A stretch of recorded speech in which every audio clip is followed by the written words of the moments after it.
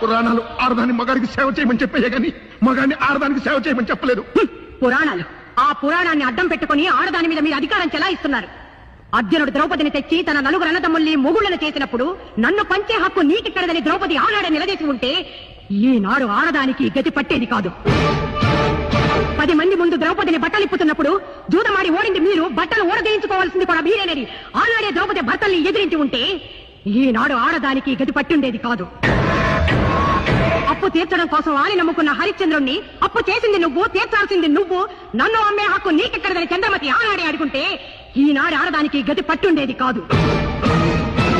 ఎడబాటైన సీతని రాముడు అనుమానించి అగ్ని ప్రవేశం చెయ్యమన్నప్పుడు రాముణ్ణి కూడా సీత అనుమానించి నువ్వు కూడా నిప్పుల్లోకి దూకు అని ఆనాడే సీత అనుంటే ఈనాడు ఆడదానికి గతి పట్టుండేది కాదు.